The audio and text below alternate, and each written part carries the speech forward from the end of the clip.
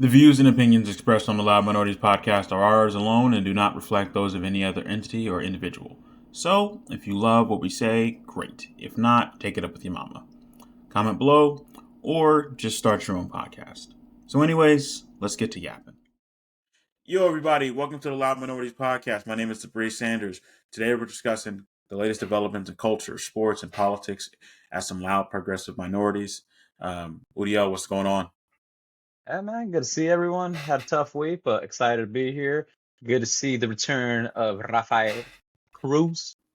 What's Back up? like a bad back. And we back. So what's up, y'all?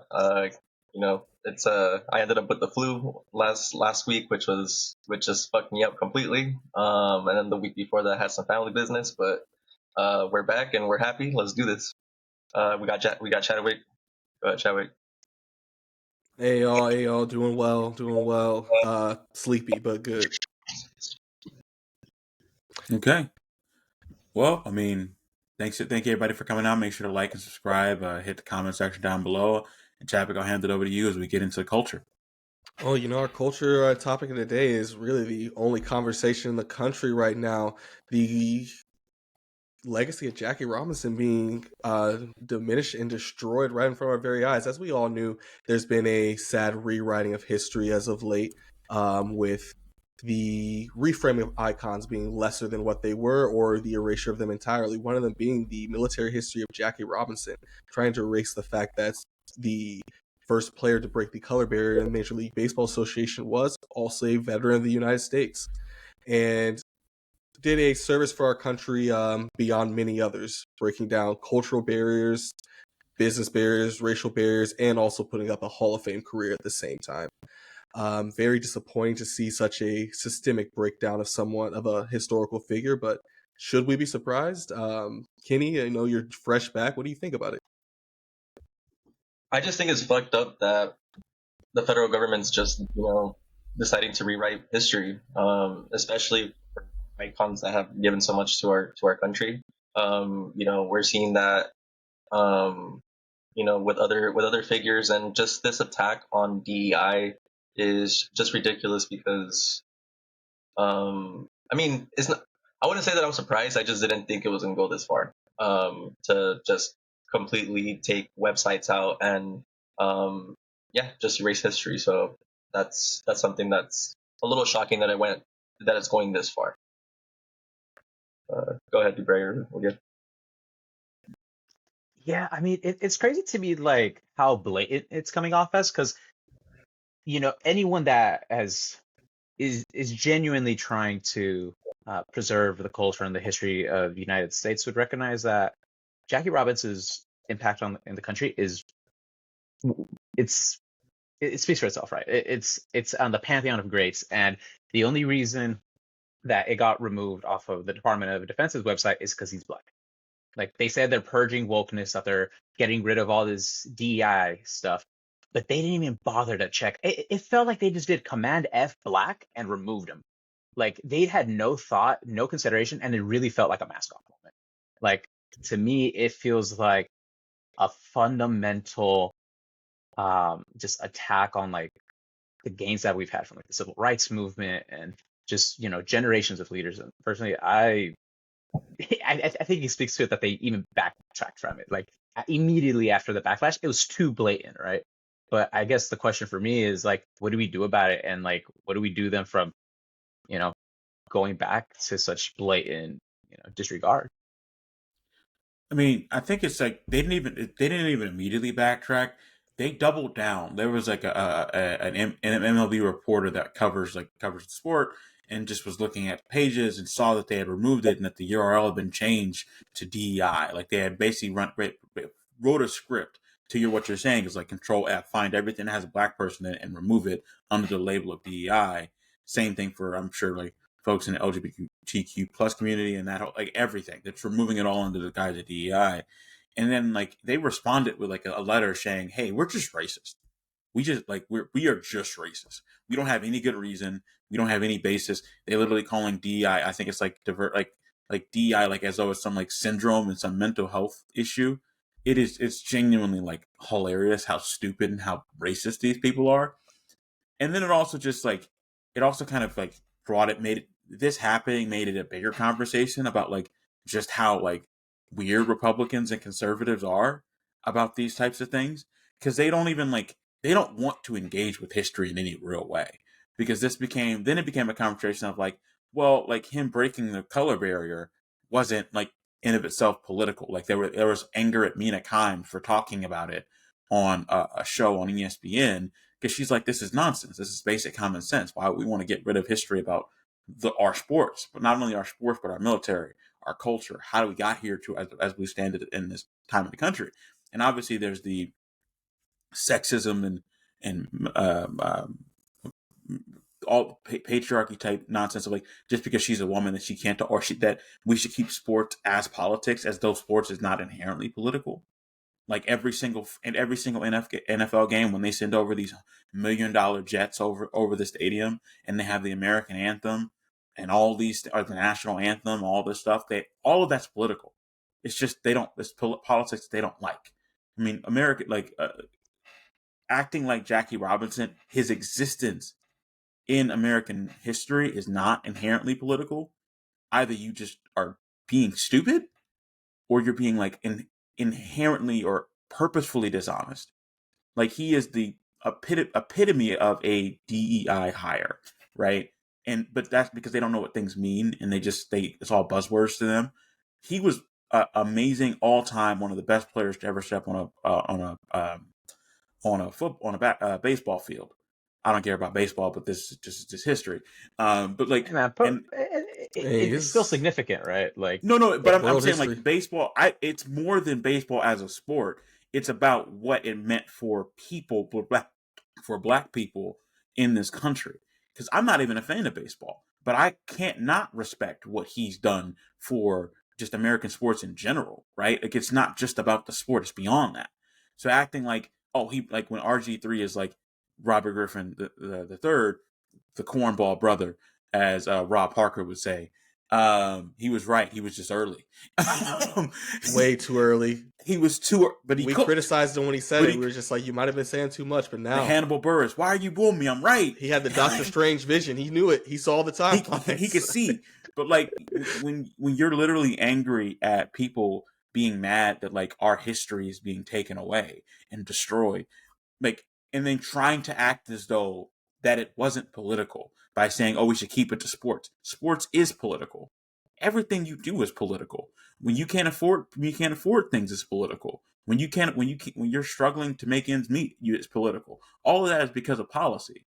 And like we wouldn't have had to have a Jackie Robinson if not for politics. So don't say that sports isn't political when if we would all the problems come from politics in some way, shape, or form, or political viewpoints of people in power. So it just becomes it's again a thing of like, we try to separate politics from our real lives when that's like the one thing that's almost impossible to separate when we talk about culture. But yeah, I know it won't take too much long. We can get into like, again, the overlap of culture and politics with some of the talk about town halls. Yes, with the overlap of a shift in our own culture. We've been seeing a rise of town halls championed by both political parties, but mainly the ones making rounds on social media have been a lot of the Republican town halls with with some of the more recent ones as having chants such as tax the rich and other populist demands. It does seem that what is the cultural shift here, as these were typically slogans and words and phrases that we attributed to progressive politics, left, or quote unquote radical ideals. But now even in the most conservative areas of the country, these areas that voted very proudly for the Trump party, for Trump's policies, have kind of abandoned it. Are we seeing a rise in the spread of class consciousness, better memes, better outreach? What do you see? I think the memes are definitely top tier. And I think the memes are a manifestation of the people's frustration, quite frankly. Like when you take a look at where these town halls are going, they're going everywhere, like you mentioned. Like I saw one with Representative Harry out of Wyoming, deeply red state. They were straight up getting booed. And instead of trying to address the substantive issues, they were saying, why are you obsessed with the federal government? Mind you, they're an elected member of Congress saying, why are you obsessed with the federal government? And you're seeing across the nation like chants saying deport Elon. Where is the coordinated effort to fight back? Like, this is your job. Like, you're not fighting for us. And I think the big undertone is that people are just fed up. They're tired, right? Like, it's not that Trump and the Republicans have a mandate. It was a close election. And it was a close election because neither were really speaking to the substantive issues, right? Like affordability, healthcare, housing, and at the end of the day, Democrats weren't giving a substantive response. Like when you look at the falling literacy and reading comprehension rates at the Department of Ed, they didn't have a substantive counter of like how we're going to make it better. They just said, don't get rid of it. I'm also saying keep the Department of Education, keep that department, but what are you tangibly making in changes in policy or programming to make sure that our kids are better off, right? Like, we can't just settle for status quo. And I think that's what you're seeing across the nation. I mean, I don't know. Like, I think this is a great opportunity for moving forward. What do you think this means, Dubray, in this moment? I mean, I don't even think I kind of disagree with you a little on very. I think it's more on the margins here. Like, for example, Mike Flood, a Republican representative from Nebraska, he had a town hall, and that's where it was really popularized.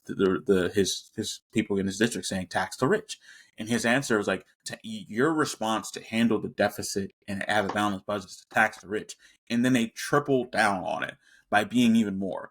But I think this gets into the culture, right? Like a cultural thing.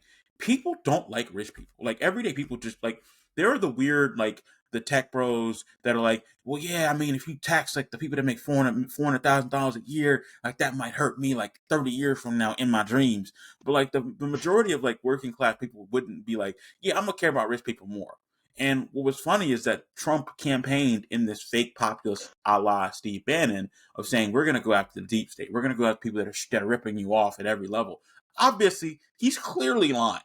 But that notion of like, I will do that for you, I'm going to fight in that way, was resonated with people. And like, I also think of like, it also is more of an indictment on the Democrats because like, these issues aren't not popular.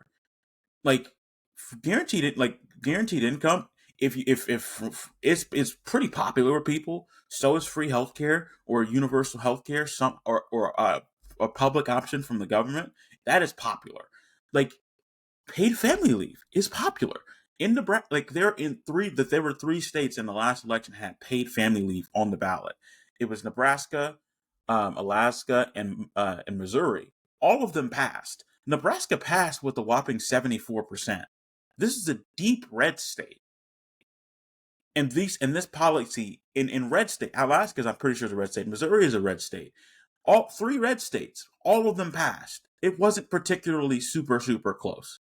So this isn't an issue of people not like caring or not liking progressive policies. It's just that Democrats don't actually run on them.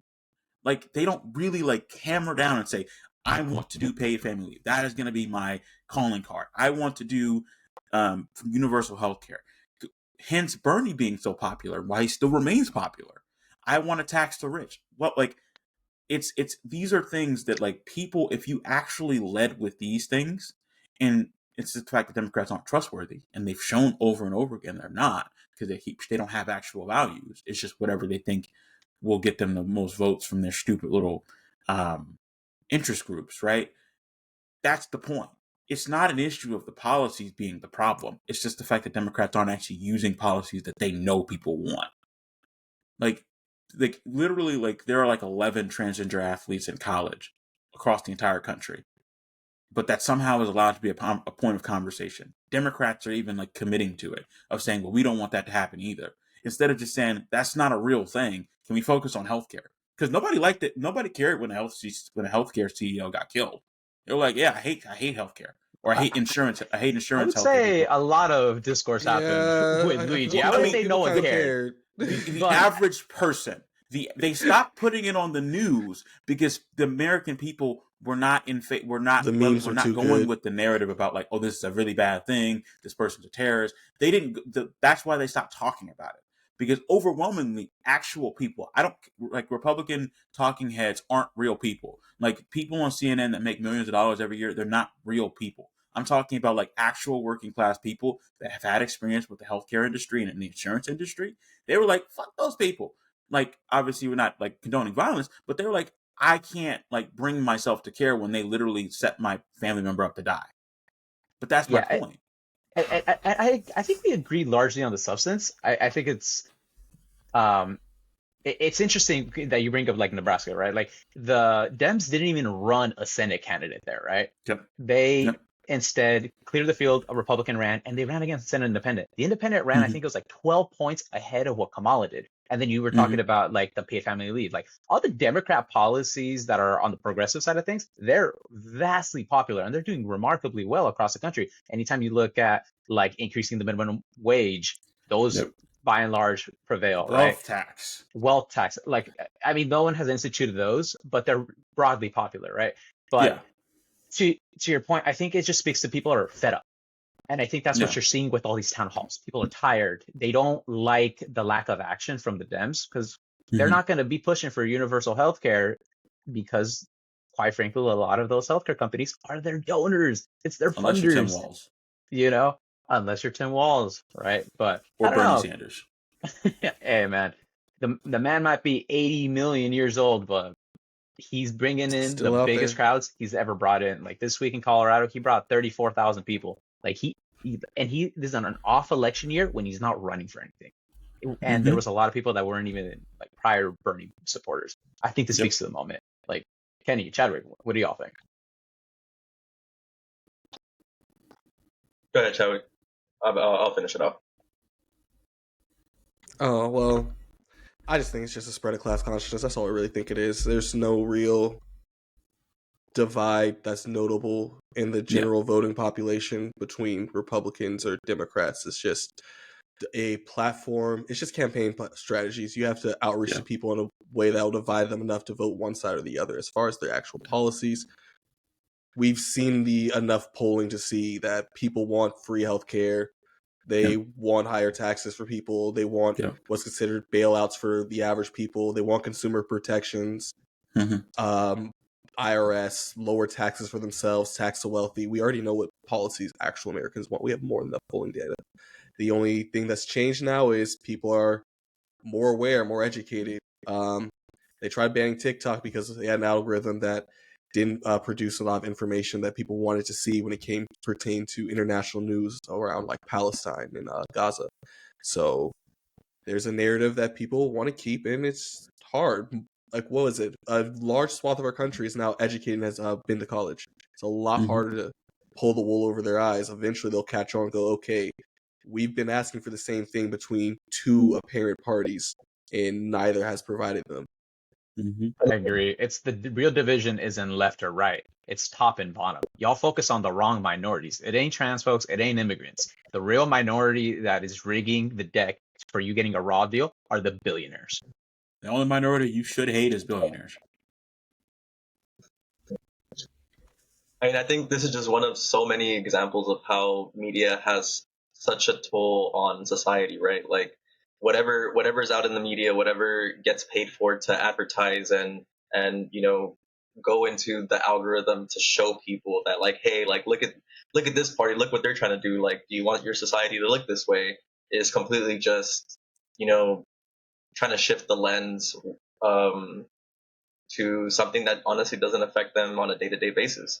And Yeah. I think the class consciousness piece of it is important because once it starts completely like affecting them directly, like how the tariffs are going to end up directly affecting people in the next month, then people are going to be like, damn, like this shit is going up even more. Like my groceries are going up more. Like the consumer products are going up more. Like what's going on? Like you guys are over here saying that the economy was going to get better. So honestly, yeah, that's my take on this. Where no matter what party you are, you're still in the same socioeconomic class that has been getting screwed over, and you're gonna see the effects of it. So I'm happy that people are booing both ends. So Yeah. And I mean, part of it, sorry, I know we got to move on, but like part of it is that like, um, I think I've lost my thought. But part of it is that like people, I've lost my thought. It's okay. We can move on. It's all good because I think losing your sauce, losing, kind of your trajectory is a very common, curse that we have seen in multiple disciplines. And quite frankly, I think we're seeing that with the Phoenix Suns. We have seen Kevin Durant previously try to, rig the deck in favor of getting rings, getting all his buddies and assembling the Avengers with the Warriors, getting his best bros over in Brooklyn, and now another failed experiment in Phoenix. What's up? That is a pro LeBron narrative, and I love it. That is such a. I said no mention of Mr. Raymond James in that setup. That's some crazy propaganda, man. That's some crazy KD hate. Hey, that is peak Kevin propaganda, Durant top brother. 10 all I love time. it. That's insane. Hey, it's KD washed. But like it's also like KD's still killing it, man. Y'all haters.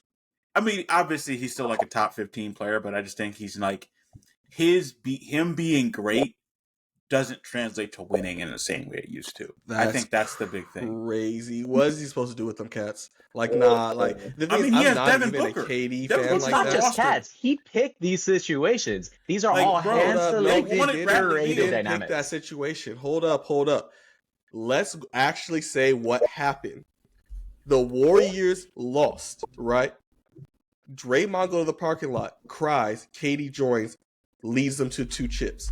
Everyone said you got to win a ring. What did he do? He get 2 of them, and y'all hate. So he says, "Okay, because he went to the team that beat him. Let me talk. Y'all are hating. Let me say what actually happened." Then he does what anybody would do. He gets a call. They're like, "Hey, come to New York. We're gonna get you a bag and get all your homies out here, and we're gonna get a ring." That Nets team was nice. They had a nice coach. They had a squad. He went there. COVID happened. A bunch of other nonsense happened that had nothing to do with KD. The entire time KD was healthy, he showed up, he hooped, and he killed, and he took him to the playoffs every time. They lost because his foot was too big and the whole roster was hurt and injured. Then the ownership group had a beef with the entire roster. And so he was like, I want to get out of this situation because you don't want me here. I don't want to be here. Everyone hates each other. So the Nets agreed to, which they wanted to reset their whole situation and sent him to Phoenix because Phoenix wanted to pair him with Devin Booker. For some reason, their GM, when they had Chris Paul, decided they had to get Bradley Beal. I understand because of contract situations. It was a whole thing. And then DeAndre Ayton got paid and didn't want to play basketball. How is that KD's fault? They went there and they get to the second round, then everyone gets hurt. The roster falls apart again, and he's supposed to do what? It's his fault. I'm just saying, this KD LeBron James lazy, took bro. a bunch of plumbers to the finals in 2017. When he was in his prime, KD is like 35, bro, and he's still elite. LeBron was 36. It's crazy how his name no, isn't LeBron because James. LeBron was 36 Does when he LeBron did it. James play for the Phoenix Suns? That's not then my why point. are we talking about That's him? not the point. LeBron My point. James, no. We're talking about Kevin Durant. Chad. LeBron was 36 when Kevin Durant went to the Warriors. At 37, he carried a terrible roster to the finals. Does he play for the Phoenix Suns? But my point being, does he play for the Phoenix? They'd be better with LeBron than they are with KD. I guarantee you that. LeBron James play for the Phoenix Suns? That's not the point. No, he doesn't. But they'd be better if he did. Is LeBron James named Kevin Durant? So bringing back the conversation to Kevin Durant. Kevin Durant Kevin Durant has had remarkable situations, and I'm not superstitious. I don't believe in astrology or where the KD curse to go to the playoffs and maybe or if there is a KD curse, but just looking at the evidence, I'm so scared. Looking at the different years in order, he blew a 3-1 lead of how exactly. So that same team he went to after when he blew a 3-1 lead. One of the greatest teams of all time. My bad. He lost to one of the greatest teams of all time. We get it. He was injured. That ended up losing. He had a year-long that he had down 3-1. I didn't know he literally played like garbage in Game 6. Let's go in order. 2020, but okay, he had a year-long injury. He was out of commission. Sorry. Okay, 2020, a year injury, out of commission. 2021, he went to the semis with the Bucks, but then in 2022, swept first round with the Celtics. 2024, swept first round Timberwolves. Who and else then was there? Belt to ass. Who was there? Name the rest of the roster real quick. I want you to name those lineups because this is why I'm saying y'all are out here doing some nonsense. I'm sick Kevin of these Durant, KD one of the narratives. greatest players of all time. I'm sick of these KD narratives because I'm like, look It's at the who truth. he had. I'm just saying in the outcomes, And bro. look at who Like, he he has faced. more first round sweeps Kendrick Perkins than was he his has starting center. appearances. He had Russell Westbrook. He had James Harden. He had all of these really, really good James players. left. But bro, they went to the finals and got beaten 4 games or in 5 games To And the then Miami Heat. Yes, and then the One of the Thunder were the greatest best teams team of in the year in 2016. The Thunder were the best team in the Y'all NBA. be hating KD for no No, reason. Y'all mad because he I love doesn't KD, retweet your tweets. but they were the best team in the NBA in 2016. You're mad they would have because beaten the Cavaliers because they were your fade can't drop 30. I don't know what to tell you. LeBron been dropping 30 recently. Like he's I don't 40 know, years man. old. He's a better player His right career now. Crazy. average is 27. Like, even at the age of 40, Tell me he's right now you don't better want than KD on your team. 99% Right now, of the league. tell me you don't want Kevin Durant on your team. That's not the point. I'm saying That is the point. KD That's the can't be entire the point. reason that a team is. KD can't be the best player on the team and they're winning in spite of other lacks of talent. That's my point. That's what I'm saying is he's falling off. Because on the Nets, he was My bad. He's still. supposed to take Mason Plumlee to the finals. I'm not You saying want to to the talk about finals, who but you can't LeBron win a is taking playoff to the game. finals? You can't win a playoff game and you got Kevin Durant and you were saying that he hasn't fallen off. The Nets, Kevin Durant, I'll give you that. They were a foot away from probably going to the finals that year and maybe winning it. In a global I'm not pandemic. saying that he wasn't great.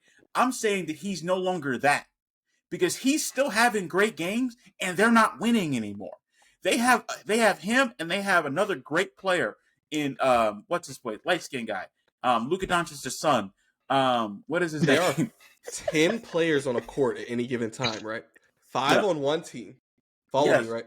5 on another team, right? Yes. Wow. You've consistently named that Kevin Durant's team has 2.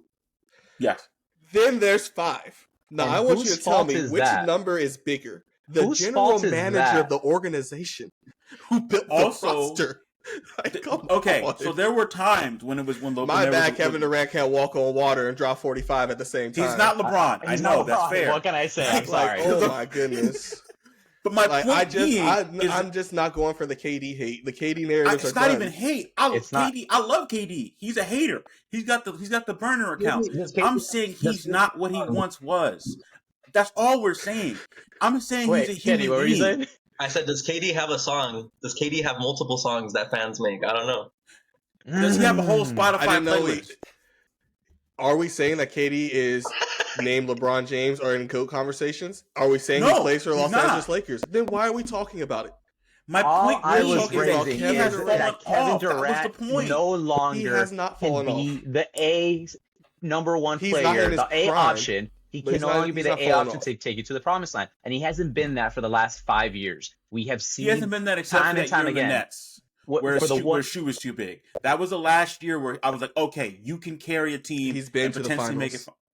it. So That's he not literally the point. did carry them as the best player on the team. He was the best player on the KD Russ Harden trio that went to the finals. So he literally has done it. Sure, he Literally like did the 10 thing he said he years couldn't ago. do. But he did That's it. You said he 10 never years did ago, it. I just bruh. named one time he did it.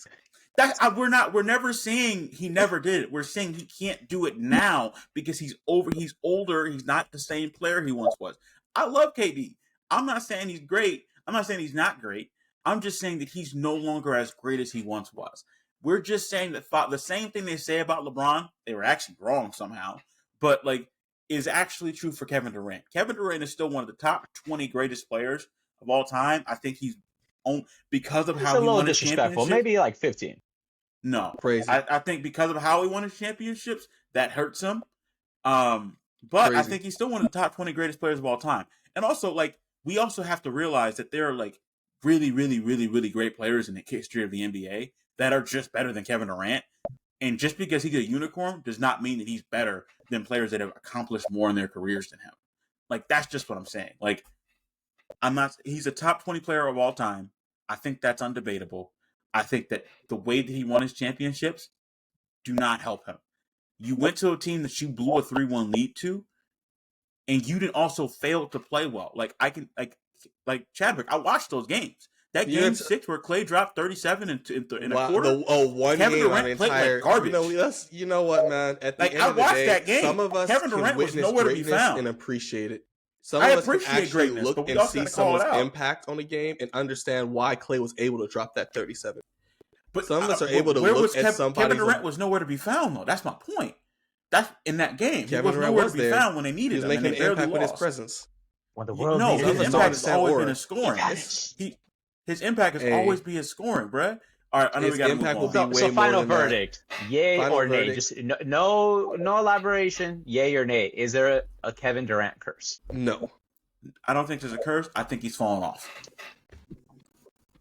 Now, I think that's just the end all be all. He's And fallen on off more a little bit. important questions, Kenny has one for us. Yeah.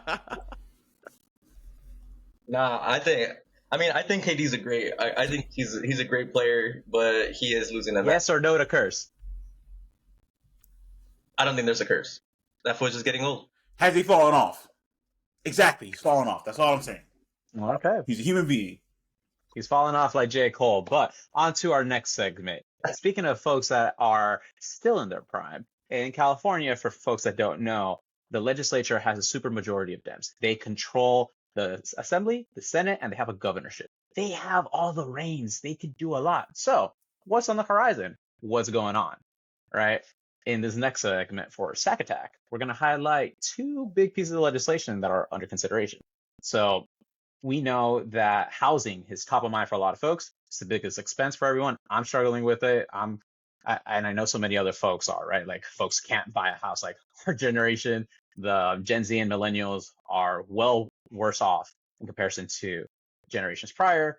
And we need affordable housing, right? So you have a pair of legislators, Assemblymember Wicks and Senator Cabaldon, who have introduced a $10 billion affordable housing bond. They have two bills. They're going to be going through it. But I think there's an underrated bill that we want to highlight, AB 11 by Assemblymember Lee, which relates to social housing. So for folks that don't know about social housing, it's about making sure that the government has a play in the housing space. So think of having a public option, making sure that they actually coordinate the building, the construction, the planning, and development of projects within to include government entities, nonprofits, and so forth. So having a public option in the private market of housing, and that bill is introduced this year. It's going to be making its way through committee, and I think it's a very valuable space to be acting on. But curious what folks' thoughts are on these new developments in Sacramento. I mean, I think housing is just fundamentally a human right. Also, I think, again, this is another example of like that we in America don't know the American isolationism in terms of how we actually function as society is so harmful that it's like setting us back. Like it sets us back like generations, I think. In healthcare, it sets us back generations. In housing, it sets us back generations. Like look at Germany, look at other places in the world that have social housing, and it helps immensely with affordability, people being able to have homes and those types of things. I think it's just like, again, it goes back to the cultural thing where we look down on a government that helps people. We think it's a bailout. We think it's all the things that are wrong with the world. But when Tesla gets $8 million a day in government contracts total, or Elon Musk benefits like $8 million a day from the government contracts, or like 800,000, some insane number. But we still get mad at like Social Security, or we get mad at Section 8. I think this is fundamentally part of this. It is the culture war. I think of like where we value billionaires and oligarchs making a ton of money off of stuff, be it housing, be it tech, whatever, but we don't value supporting everyday people being able to live, knowing that everyday people are the reason our economy is so big. They are the reason that our economy is able to go. So then having somewhere to stay through a social housing program or whatever housing program that works is always a win. But somehow people have been brainwashed in some way that they think that's a bad thing to help people, not corporations. So, I mean, that's just my general thought. I think it all comes down to the way that we talk about things in this country it sometimes limits people's perspective on what the actual solutions to our problems are. I think the framework that we need to be having in media and just government is just like these basic necessities, right? Like that our day to day expenses, the things to just be able to live, and housing is one of them. So seeing that this legislator is you know um, having that bill to allow California to go into that conversation of social housing is an important step. And for sure want to see that in the healthcare space as we have in the previous years, with other legislators putting in universal healthcare, UBI, seeing that in certain pilot programs. And there's just a lot. Actually, there's been a lot of pilot programs in the UBI space, but nothing statewide. But just I guess going into that messaging and perspective of like, this is your basic necessities, right? And housing is one of them, and this is a good step into making sure that it's in the conversation. Yeah, I couldn't agree more. And just to like add numbers a little bit to that, like we live day to day with the housing affordability crisis, right? Like anyone in a major metropolitan area could tell you how hard it is to find housing. Like the average price of a house in LA is $1 million. Like who has $200,000 to put 20 down? Like no one, right? Like, and if you look at like just where the housing production is over the last 10 years, California has had a housing crisis and we've needed 125,000 new affordable units per year. We haven't built that. What percentage do you think that we have built every year for the last 10 years on affordable housing? Probably less than 30% of that actual goal. Worse, 10%. We've only built around 13,000 per year over the last decade, around 10% of the need. Thanks, Prop So when 13. there's a bunch of different limitations, right? But what I'm trying to highlight is when you keep leaving things up to the market, when it's a social necessity, it's like the fundamental thing. I think the government needs to have a role in there, and having a public option such as AB 11 would outline is really important. So really hope that the supermajority Dems in the legislature, get their, sleeves up and put some work into this, because we can't just let a huge social problem up to a private market when we know it has huge public implications for everyone. And tax the rich. Speaking of crisis, Stephen A. Smith is in crisis. Because he is speed running his own disaster class. He thinks he's foraying into politics, and he's just showing that he's an uneducated politically, old school conservative that doesn't actually care about solving issues and just wants to talk to look like he sounds good. He also likes to hate on players and then play in both sides every single issue to try to make himself look good, especially when it comes to Bronny James. Like, we didn't just see him a month ago say Bronny James shouldn't be in the NBA, and then it's his dad's fault because he got him in the NBA. And now, a couple days ago, when Bronny drops a 17 on 7 to 10 shoot and has a really good game, obviously they lost. So delete your comment if you're sitting here talking about the plus minus. When your team is getting blown out, everyone has a minus. But he actually played a good game.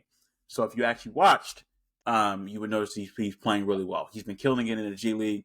And of course, when Stephen A. Smith has nothing to talk negative about him, he has to act as though he's been positive the whole time. Like, he didn't just get pressed by LeBron James for going after him as a father, and then spent, after years of saying, "Find me at games. I'm at all the games. Come talk to me. We're men." The second somebody actually does it, he calls it weak. He calls it bullshit. And he goes on a victim tour on Fox News, on podcasts, to say, well, man, it was the wrong way of doing it. He should have texted. Even though we literally, if we just pull up the clip, it's him saying, don't text me. Fucking find me. We're men. We can talk about it. We can cuss each other out. Second somebody cuts his ass out, he's crying about it on every single television. He says, I didn't want to talk about it. My brother in Christ, you've been on 6 podcasts or TV shows in the last week saying, hey, man, I don't feel safe. I think he was weak. I think he should have texted. He should have sent a letter, a nicely worded but firm letter, saying how much he didn't like what I said. But so it's very funny. And now, of course, he's both sidesing his constant hatred and just putting down on Bronny James then he never deserved to be in the NBA, that he should never have made it. Again, despite the fact that he was ranked, he got drafted below his ranking in that draft class and has outperformed his draft position by every metric if you actually care about facts. But disaster class. A lot to say, but I think fundamentally, Dubre, I think you just wanted to say you were right. Yeah, absolutely. And Stephen A. Smith is trash. That's what. Those are the two things I want to get off. Future presidential candidate Stephen A. Smith. Yeah, the future liar. He demonstrated that he can be a great politician. To say like he can be a great Republican politician or a great Democratic politician. To say things with full conviction and go whole chest, and then to completely act as though you didn't say any of that shit and you said the opposite less than a month later. That's some peak politician shit. Like that is truly like Kenny, like you've seen Stephen A. Smith debate for the last 10 years. You're telling me that if we put this guy on the presidential campaign trail, just spewing the talking points that we give him, you don't think he'll be able to refuse and refute the misinformation from Republicans effectively? I think so, to be honest. He'll just spread his own. He'll be louder than everyone else for sure. He'll be entertaining. Bringing the energy that the Dems are not bringing right now, to be honest. And he'll just spread his own misinformation. he'll go misinformation for misinformation. Bar for bar.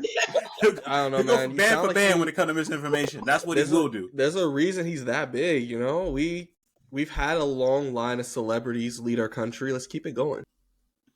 That's what our country is built on. Glitz. Is that a Chadwick endorsement?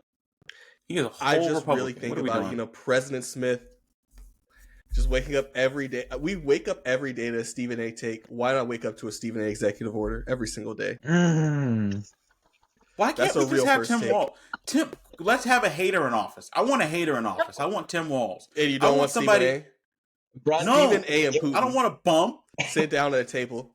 And Stephen A. Smith, because I could out debate Stephen A. Smith. What are we talking about? We're talking about negotiating peace deals. Stephen A. Smith, that is an open invite. Negotiate peace deals. You can come join the Loud Minorites Podcast. He can't even negotiate his own. He can't even negotiate his own topics. He negotiated what was it, $100 million deal with ESPN or something? So his agent did. He's not good at negotiating. Because he could. That's why he kicked off. That's why he kicked off Matt Kellerman, because Matt Kellerman was better than him. If we send Stephen A. Smith to Canada, he could settle all this tariff stuff. I don't know. I just feel it in my heart. He would say whoever the prime minister of Canada, that they're not MJ and you need to calm their ass down. Right there, you said whoever's the prime minister. You know who would know? Stephen A. Smith. Mm-hmm. You would know his stats, his background. Well, I know it's Trudeau right now. I think they're transitioning to somebody else. I'm just saying whoever is at that time. But again, he's not like. I think we're overrating it. He's not very good at running his own show. But it's a hit show. How's it not?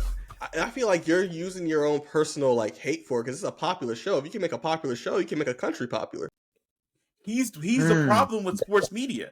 Like literally, he's the new Skip Bayless. That's what he becomes when Skip Bayless moved out of the thing. Well, Skip and him are longtime friends. We know that this isn't about journalistic integrity, Debray. This isn't about our country's future. Yeah, this isn't about having top tier basketball analysis. This is about clicks. This is about entertainment. Okay.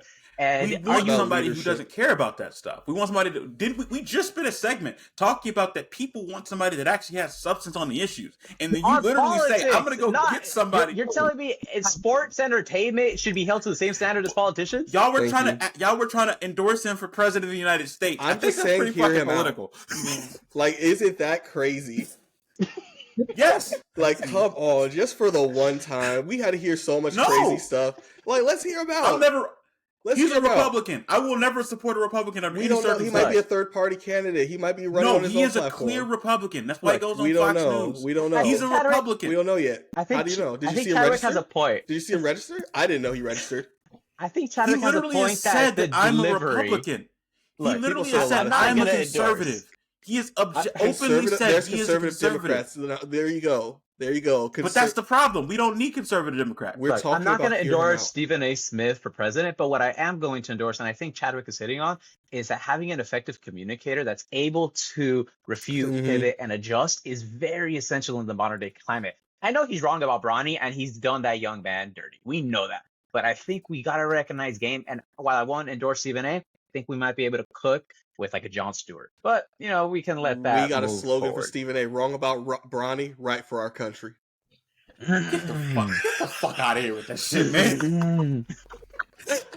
I'd rather let LeBron run president. Chow is cooking, bro. Chow is cooking. Hey, I'm telling you, Chow Stephen is A., if you're fucking hearing dog. this and you need to run, I'm here. Yo, Chadwick crazy. will be your comms. I got it. I got Damn, it. I'm a I lock really in. thought when I said progressive minorities, I must have made a mistake. Oh Said my I want a God. conservative talk show host I'm to be sorry, the that next sounds president like of the the- United States. That sounds like the most fun campaign to run. Like, come on now. It'd be fun. Running Not the for Stephen A. people. Smith campaign would sounds like a blast. We'll leave the politics part and the facts part. I'll handle that part. We'll Yeah. get the You- platform in there. We gonna Yeah, leave with you- something. We okay. don't get healthcare. We don't get student loans canceled. We leave with Yeah. something. He ain't doing none of that shit. I'm telling you, if I'm running the campaign, he You is. don't believe in none of that shit. That's what I'm saying. Like, y'all don't really listen to his podcast. Like, he is a conservative through and through. Like, he literally brought on Hakeem Jeffries to hate on the left, not even on the right. He literally said, "Hey man, fuck the left for actually having popular policies." He literally brought on the House minority leader of the House of Congress's House of Representatives, and then hated on the left the entire fucking time. And y'all want this guy to run for president? Wait, not what beating- party is the House minority leader in? Democratic Party. And And then he literally says, "I'm going to help So you he could alienate run. them. I'm going to literally help you alienate the part of your demographic is why you lost the last election because you hate them so much. But sure, y'all cook. Go ahead. My bad. I apologize. Definitely I cook. I'm apologize just for my saying, outburst. man. Put him on the debate stage, and we gonna leave with something. That's all I'm saying. We're leaving with something. Disappointment. Only for disappointment. I'm trying to tell you. Like, just because he can yap, just because he can talk shit with the best of them, don't mean he care about people. That's my point. You know who do care about people? Tim Walz, and he hated and he hate Republicans just as much as I hate Tesla. So, like, I think we can focus on that. As a hater, Tim Walz speaks to me on a guttural level. He hates Republicans as much as I do, or at least a close amount, and I want to support him. That's all I'm saying. I think LeBron and Tim Walz are the two tattoos Dubray has on his lower back. I really don't think know. I so. Hasn't don't been have confirmed. tattoos. Haven't That's seen it. crazy Haven't work. seen it. That's crazy. Don't know. Work. What But- type of shit is this? Hey, yo, all right, Round next his question, lower dog. back. This is crazy. I'm calling HR. Cats is urges and shit, dog. All right, next question. Or, hey, you know what? Since you're going to cook up some bullshit like that, we might as well start Let Him Cook. Let's start. Let him cook. Dubray, start us off. What's up? Yeah, so I guess we can start with something, like, serious since we just got full, like, crazy work there for a little bit. I thought we were completely serious. Yeah, totally, bro.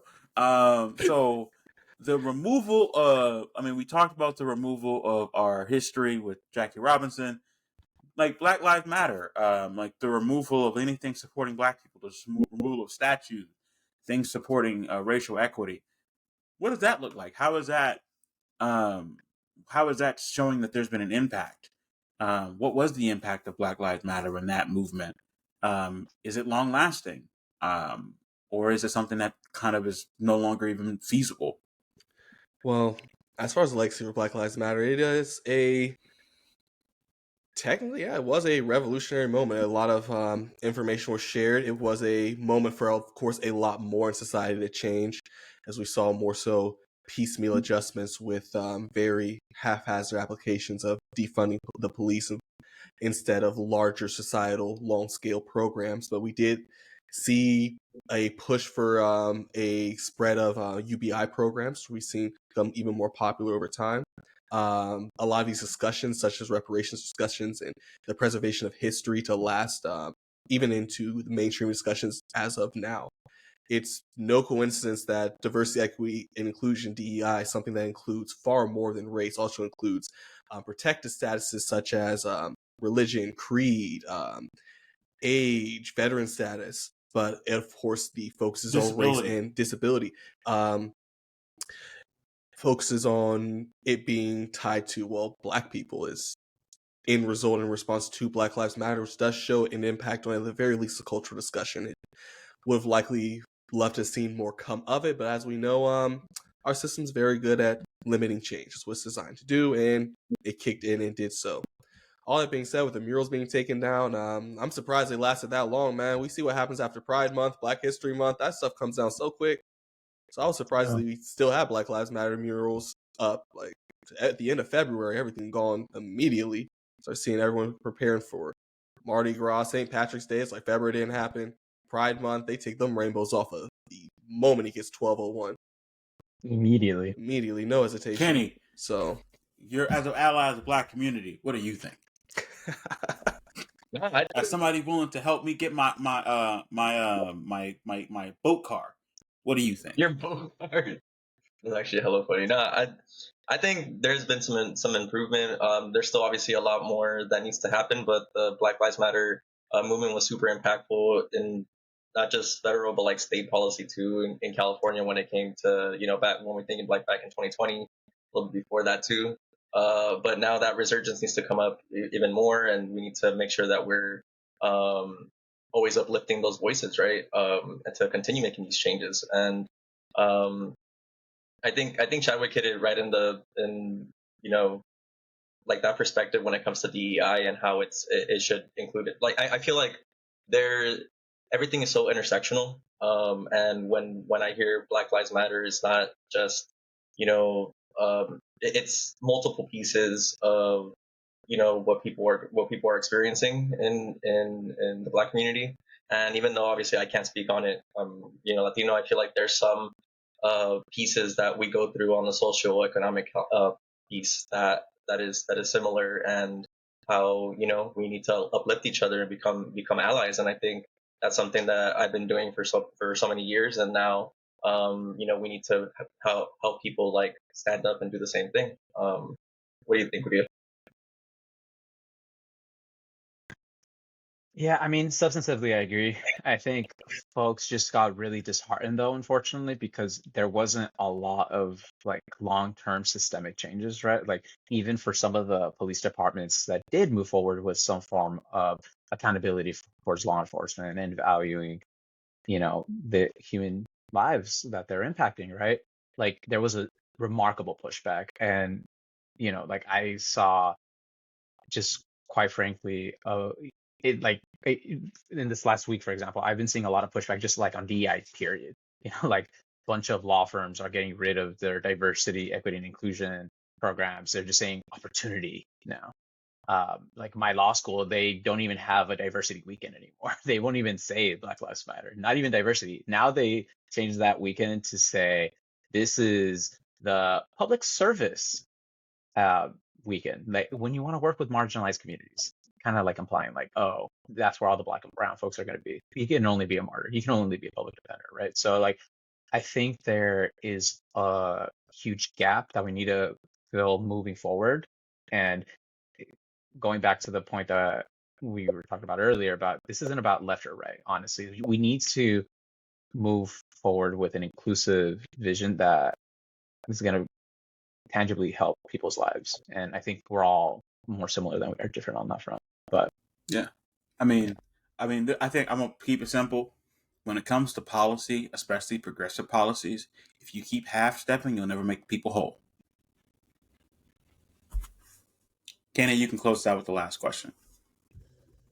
All right. So the last question that I have, a little bit more, a little bit more light work. We'll see. If we all got arrested, what crime do you expect each person to be charged with? as a disclaimer, we are all law-abiding citizens. None of us are admitting to any fault. This is purely for satirical and entertainment purposes. And I am going to say, quite blank, Dubray might get an award for someone thinking they're too much of a hater. It might be some defamation claims by Stephen A. Smith. Everything I said is true. I'll see you in court, bum. Defamation. I mean, that's not also that's a civil penalty. It's not a criminal charge. But I think if I did go to jail, I probably would end up getting like arrested for protesting because that's not legal anymore in this country. I mean, I get that as long as you're protesting a genocide, but that seems like that's no longer legal. I mean, yeah, I mean, where people are getting disappeared, like we were worried about fascism, and it is indeed here. But I mean, to keep it light, probably I would get arrested if hating were a crime. I'm never making it out. Y'all will never see the light of day again. It's to be a crime it's very just soon. not happening, y'all. It just might be. Kenny, what are you going away for? Nah, Being a bum? First, I want to. I mean, the question is, what do you expect each other person to be charged with? So you have to say other for other people. So I feel like, Oh yeah, Kenny would go to jail for being a bum. Vagrancy. That's the name of the For crime. vagrancy, for stealing fake chains from the candy store. You would go to jail for petty theft. Could you steal no change from a little candy thing? You know, little plastic thing where they keep the chain in. That's where you get the shit from, bro. But sorry, go ahead. You can do somebody else. My vote for Kenny was unpaid parking tickets. Yeah, unpaid parking. Hey man, you Sorry, set what was me up that, for that. Tyler? That was a I feel like that lob. was- You thought I wasn't gonna duck that shit? You literally threw me a lob, bro. I was trying to be nice. That was Man, fuck y'all. That's what I would say. You did it to yourself. You That's literally all I did it can to think yourself, about. dog.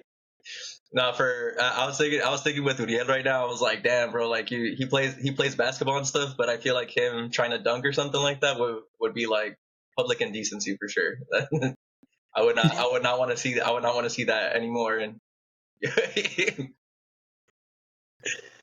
Public indecency is diabolical. That is diabolical, considering I've never seen you jump higher than 3 inches. But you know, Chadwick, what do That you might think? be a murder charge, Uriel. So maybe that was the one that you're going to jail for. I guess we gotta say something normal. So I guess Chadwick is tax Piracy. fraud.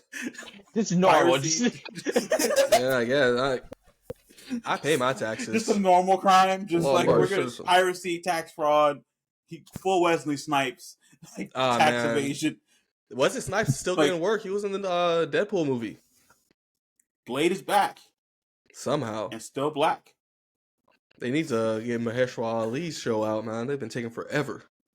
I don't even know if the movie happening anymore. Man. That's the crazy I part. know his team a couple of years ago made a whole statement like they demanded a rewrite because it was weak.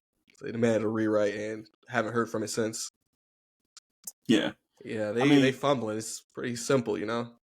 So Yeah. I would say probably Uriel's crime definitely internet piracy. Like he's gonna steal Yeah. the movie. Yeah. I mean, The world needs hey, I Blade. mean, it seems like a fair way to end off. Oh, also, I think I owe people a story. Hey, the content creators, you know, I do have a Crunchyroll subscription. We love to support independent films, and A24 is legit. But Yep. come on, these big corporations are price gouging us. Have y'all seen Netflix like upping their memberships? Come on. Yep, Netflix, Max, Hulu, Plus. Is it? You all know, of- like it's all there's a way terrible. around that. There's like this thing that has like you can get it and you order it and it comes to your house or you can just pick it up. It's at the library. It's a library card. It gives you access to like infinite entertainment if you just like open up a book and start turning pages. I don't know. You know, I got a if whole I'll try that. bookshelf right here, so I get you. For I'm decoration. rocking He don't with it. read them books. Damn. He's Just for really getting decoration. he's really getting inspiration from LeBron. Just the first page. Hey, I sometimes the see first them page is books. all There's you not a need. fold or crease in them. No, that's Kenny. That's not me. Not a Please fold, don't- not a crease. Some of the things still in the plastic.